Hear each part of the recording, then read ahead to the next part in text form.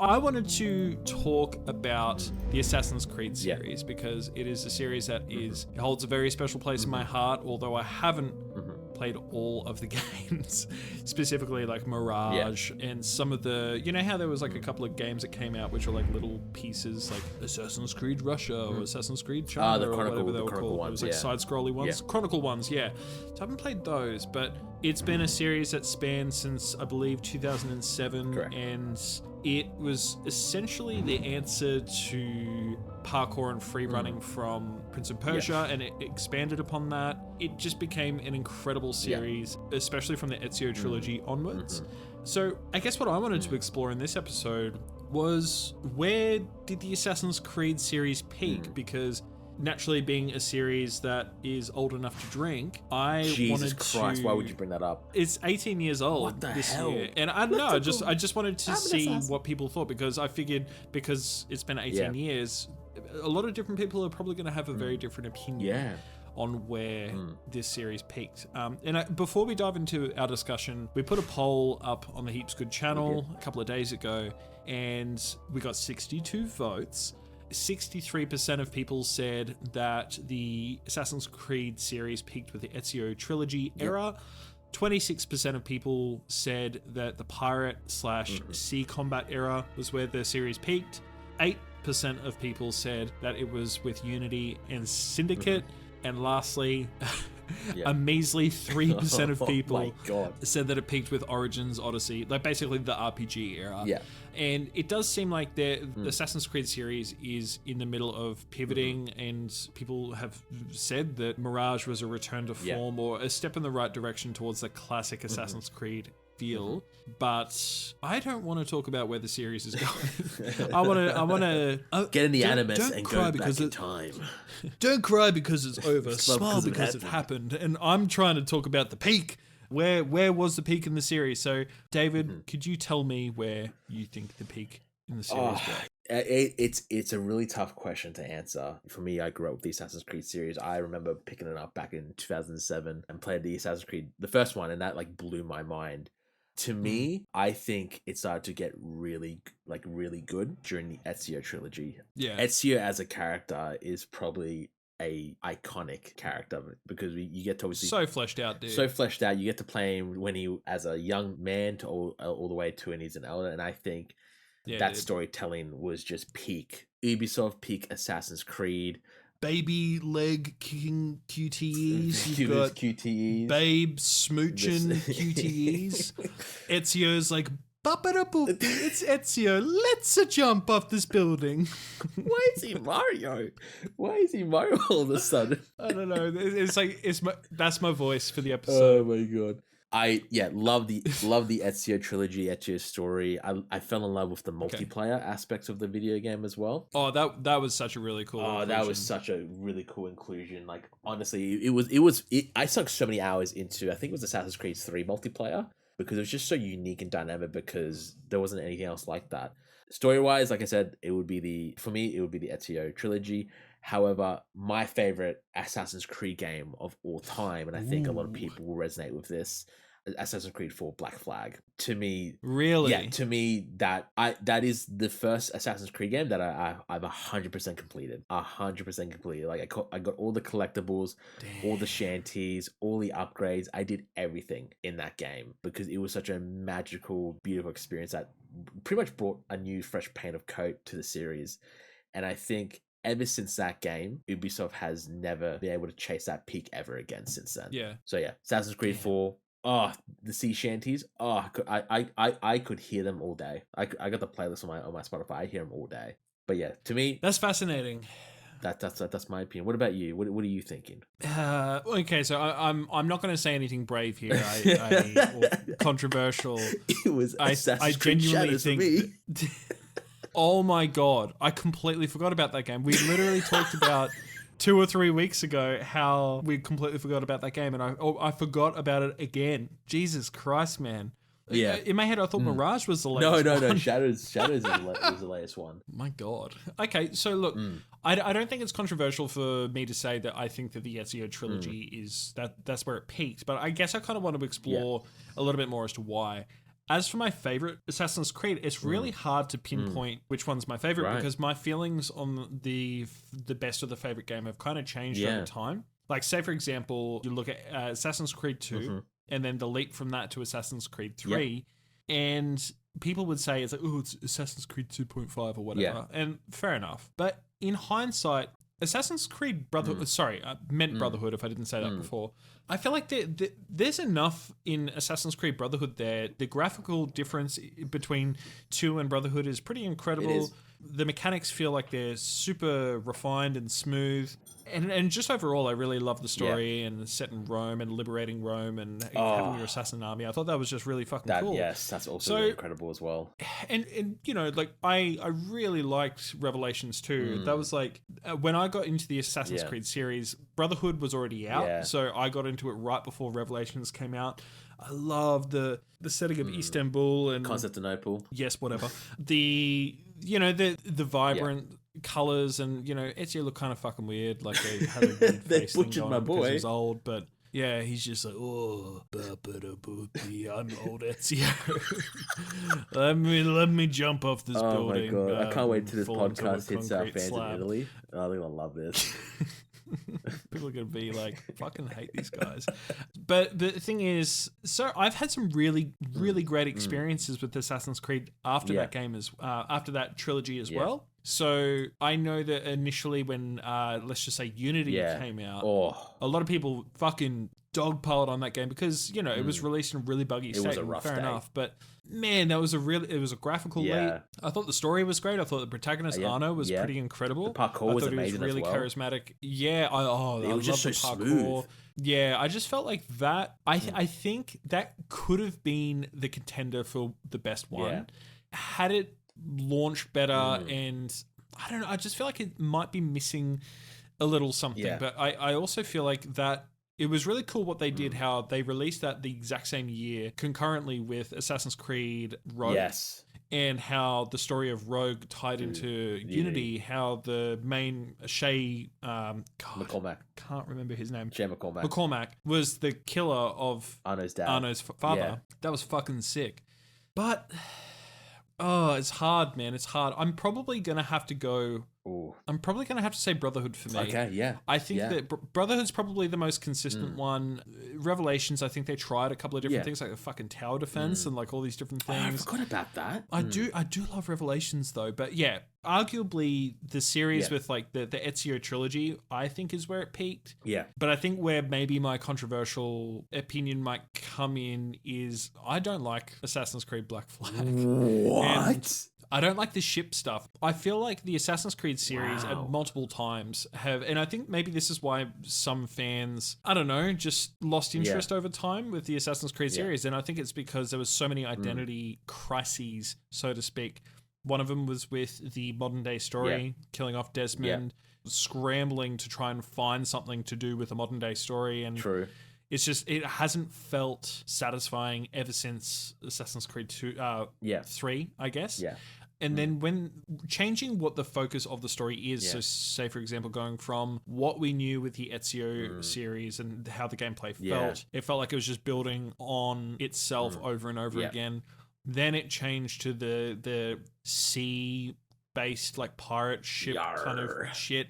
Let's parkour these waves, am I right? It's just like, that's not Assassin's Creed to me. It just didn't feel like Assassin's Creed. And then it also felt like it was starting to try and tell stories of people who weren't assassins. And it's just like, okay, this is Assassin's Creed, but yeah, fair enough. We're going to get a game here and there that talks about the Templars, but then it's just like, oh, I'm just a pirate or whatever. Like, I like me some booty. It just felt like it became less and less about the assassins. And then moving along, we also have the RPG era. Yeah. But I'm waffling on a little bit at this point, but I guess we both know where I stand, where I think the series peaked. But what are some of your thoughts on some of the shit? Well, look, I think a lot of people have to come to the conclusion that Assassin's Creed is going to be an evolving series where we're going to just see this RPG kind of mechanic system ever since the birth of Origins. It's just been following that trend. We went to Odyssey and then Valhalla and now Shadows.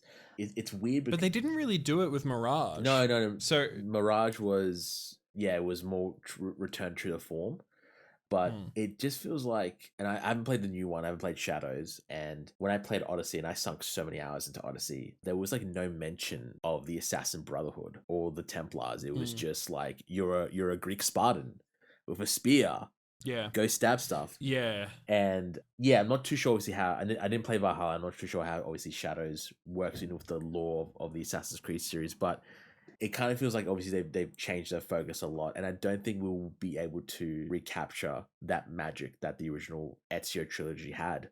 Especially after, like, I remember the peak Assassin's Creed 2 where you got to fight the Pope hand-to-hand combat. Yeah, dude, that was so fucking cool. That was insane. That blew my mind as a kid. The ending where it was the whole, like, talking to... it was either Juno or Minerva. Yeah, the temple underneath. And when she was like the whole... God, stop interrupting. I'm not talking to you. I'm merely talking through you.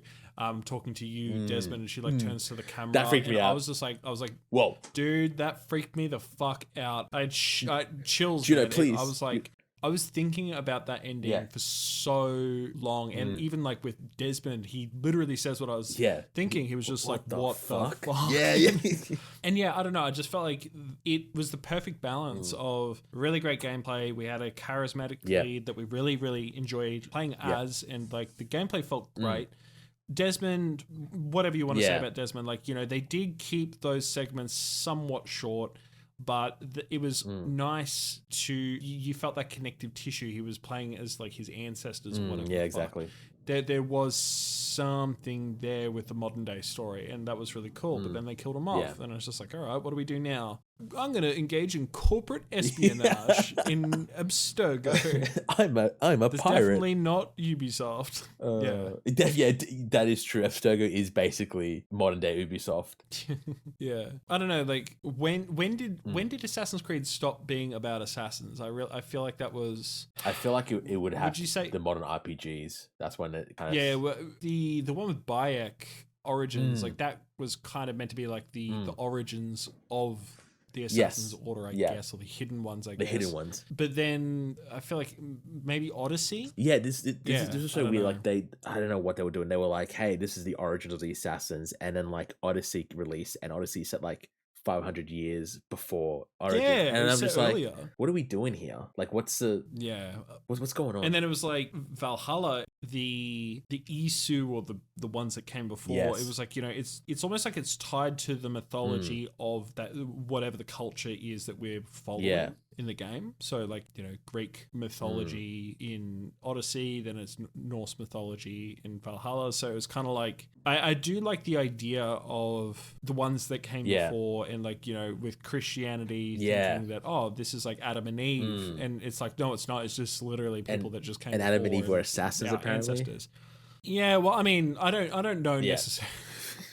I don't know if they were necessarily assassins at that point, but I think that it was the idea of like they were like the architects or the ones that came before. And then it's just like, okay, well, they're this different kind of species. That's why their descendants have like the eagle vision and all that power shit. And then like people interpret things in different ways. And it's something that I've always considered as well in conversation, how like, people who are from ancient civilizations, like they have different interpretations of what God is. So that's kind of like what the whole thing about the Isu or the people that came before, that's what really intrigued me about them, and all the puzzles and shit, the glyphs in the system. Like there always felt like there was this tone of like the developers were trying to tell you something secret stuff, and it felt really satisfying trying to uncover all that stuff. There was always like the surface level story of the shit that's happening with the protagonist, but then there's also this secret underground Templar shit that's happening that you're not meant to see from the surface, kind of thing. Exactly.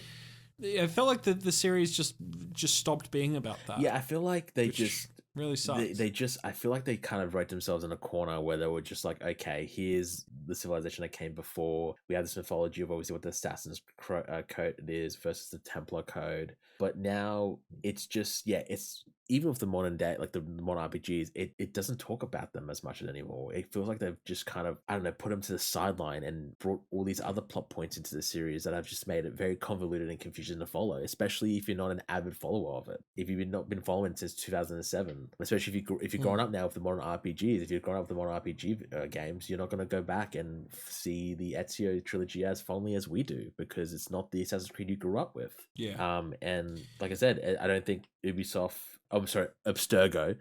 will be able to capture that magic that we once had. And I honestly do miss the old Ezio trilogy and the old Return to Form, where it was just like, here's a city or an era, you're this character, go explore it. Like, I remember playing Assassin's Creed 2 just in being in Florence and just being amazed about how beautiful that it was. Now Assassin's Creed has just become, I'm going to say, just another Ubisoft open world game with that classic Ubisoft kind of go here, do that, do this, kill that person, level up. Well, it's interesting because I feel like the open world system in Assassin's Creed is really great.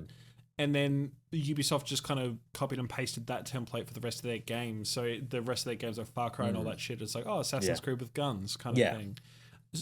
Okay, so kind of going back a little bit more. So I think we both kind of said that we think that as far as like the game era, we think that the Ezio trilogy is the best. And you say that your favorite game is Black Flag. I'm curious then, if that's your favorite game, but you don't think it's the peak of the series, I guess I'm just curious as to why you think that is. Like, why is it still your favorite, even though it's not the peak? I think it's just because, God, that's a really great question. I don't think Edward Kenway is, compared to Ezio, is like a good character. Like, he's a great character, but Ezio just has that charm. Not as likable. But it's just, I think at that point in time, I was just obviously getting that fatigue with the Assassin's Creed game, where it was just like, parkour running around assassin, doing assassin stuff. And then when I played 3, and obviously we had those naval combat missions, I was like really addicted to it. And then when 4 came out, it was just a full pirate naval combat game. I just fell in love with it. Just the gameplay mechanics. You're like, oh, this is like more of exactly what I like. It was just, it was different. It was more exactly what I like. And man, I just sunk so many hours into it and just fell in love with that world.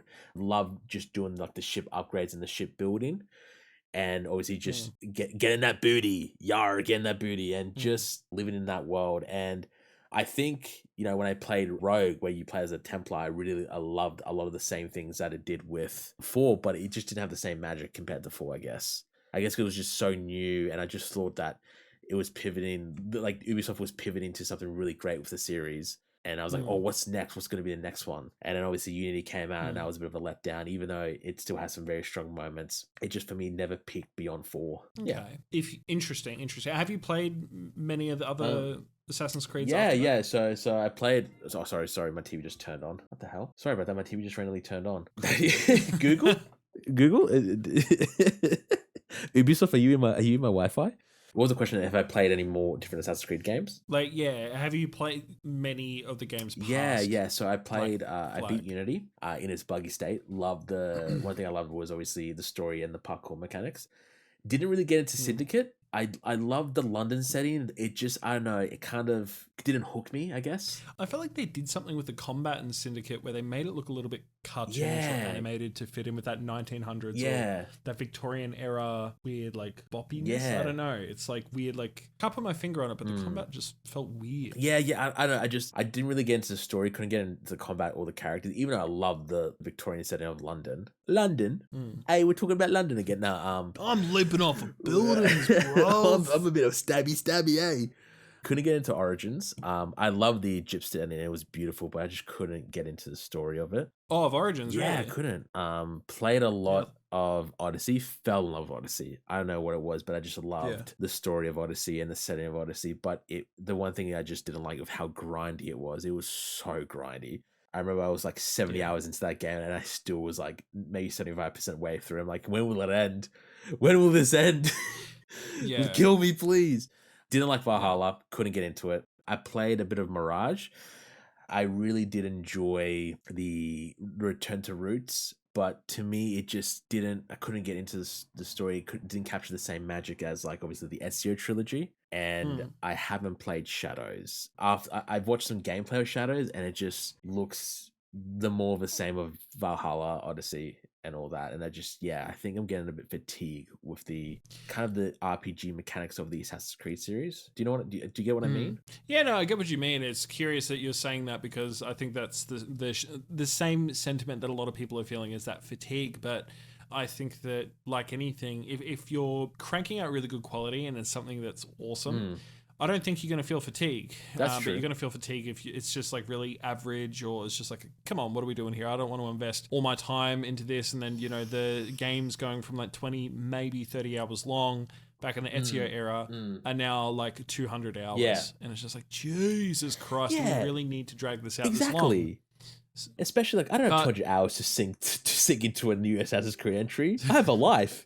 I have friends. Yeah. And I was thinking when you were talking before, like, God, it sounds like I'm fucking in love with this Ezio era, but it felt like there was enough side content to do without there necessarily being side missions. Like, it felt like there was world things to do, like finding the glyphs and trying to get all the synchronization points and trying to get all the flags. Like, there were things to keep you busy, but you never felt this decision fatigue of like, oh my God, I have to do all of these side quests or whatever. It's like you always knew where your next quest was going to be, but you could choose to explore in between with like different activities, or if you wanted to flesh out building your town, getting your assassin army, stuff like that. And I think that's a really good way of having these stories where it's like not really an RPG. It's just like, here's a story within an open world. And I think that's when the series did really well. And it's as soon as you start implementing all of these side quests and actually like bogging it down with level gating as well. Like, that's something that was really bad in the RPG era, where it's like, you have to be this level to be able to access this, even though everything basically scales to your level or whatever. Or you can pay the $15 pack and get the XP boost to level up faster. Oh, the XP boost. Well, I was going to say that was something that maybe that's the thing that kind of holds Unity back for me, is the fact that was pretty much the point in the series where there's always been like the Uplay bonuses, and you can get like, the DLC and stuff like that.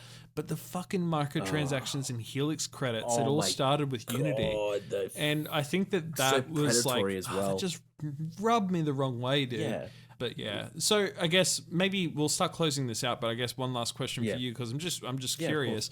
So if the series was to continue and you were to get your perfect Assassin's Creed game, like, what would you like from the series moving forward? Because you said that you were feeling fatigued. What would make you super excited again? I think they really need to focus on setting, obviously, the one thing is the story. I think they really need to set a really good, perfect story, going back to just like the old school roots of just assassins versus Templars, making a really likable protagonist, set in a really interesting setting that we haven't seen before, and just returning back to basics with just, you're an assassin, here's some parkour elements, here's a linear story. I'm just tired of these RPG ones. And I think if Ubisoft can, instead of what is it? I'm trying to think of the words. Instead of making a massive variety game and just focus more about the quality of the game and actually making some meaningful story choices or meaningful gameplay mechanics, and just returning back to that formula, I think we will see like a massive return to form. So it's like, stop trying to appeal to like the broadest possible audience. It's like, hey, let's get the hardcore RPG fans to play this game, but also the Assassin's Creed fans to play this game. And I think there was, I'm going to be misquoting this, but I think as well there was meant to be something in the works. I don't know if it's happening anymore, just with the, I guess, perception of Ubisoft and the series as a whole. But I think there was going to be an Assassin's Creed Infinite or Infinity or something like that, where it's meant to be a persistent Assassin's Creed story, and they progressively update it like a live service thing. I hope they're not doing that, by the way. I'm so sick of the fucking live service shit. I really hate live service games. Don't get me wrong. There are some really good live service games out there, but I am hating this new business model where like, here's a video game, let's build it off a live service platform, and then it just doesn't work. I didn't even know if it's new. I think that it's actually starting to get a bit outdated, and people are starting to feel like you said, like the fatigue. Yeah, because it's been a few years now that we've been having these games. It's like, come on, can we move on from it? It's like how there used to be open world fatigue, just a few years ago. Yeah, I think we're getting to that stage with, I guess you could say, Ubisoft fatigue, or just whatever this fatigue is. And I really hope that, because I don't want this series to fail. Like, I love the Assassin's Creed series. I think it's an amazing series. Like, it's lasted 18 years and it's still going to be around. And I just wanted to just return back or just release a game where we can universally all say, like, that's a fucking great Assassin's Creed game. Yeah. I think I guess my answer to that, what would make, for me, the most appealing Assassin's Creed game now, it's easier to say, oh, return to the roots. But I think that the thing that worked with the roots, obviously the gameplay, obviously the parkour, that was like the physical, probably the inspiration behind the game. It's like, oh, cool. Like, I think it was originally created to be Prince of Persia game, and then it ended up just changing to what it is now, what also, we know the series to be now. But yeah, what's going on there? Bring back Jake Gyllenhaal. That's our celebrity guest for this episode. So my favorite movie was Brokeback Mountain. I'm straight, by the way.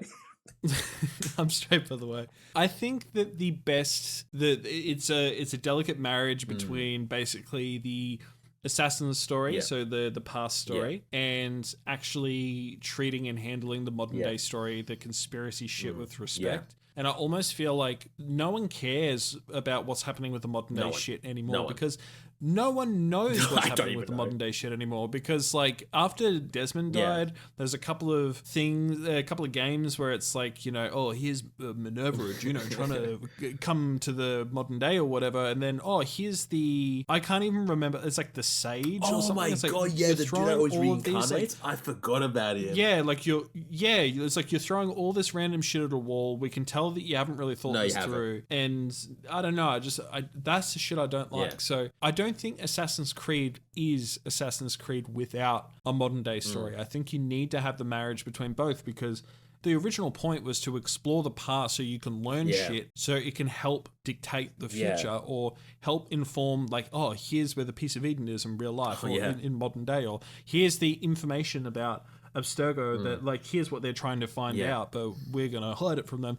And it's like, if you don't have that element, then what's the point? Like, what's the point in exploring the past? Like, you're trying to explore the past with the protagonists. And even though the modern day protagonists do take quite a back seat compared to, say, like Ezio or Connor or whoever the fuck, Arno, it feels weird that the series continues to wear the skin of Assassin's Creed without really wanting to even acknowledge the modern day shit anymore. And it's just like some games, they seem to be really into it. Some games, they're just not into it whatsoever, and there's no real explanation as to why you're exploring this shit, or why the menu is like fucking Animus looking, even though there's no Animus in the game. And it's just like, I forgot they brought gods into it with Assassin's Creed Ragnarok. Yep. What is going on? Yeah, because apparently it's like Basson was meant to be potentially Loki or something like that, but then he's also like in Mirage. I don't know. Yeah, bro, just bring it back to Desmond. It was just so much more easier when it was just Assassins versus It was Templars. Just easier, dude. So I think a really long-winded answer short, I would really like to see them do a reset. Yeah. Because I think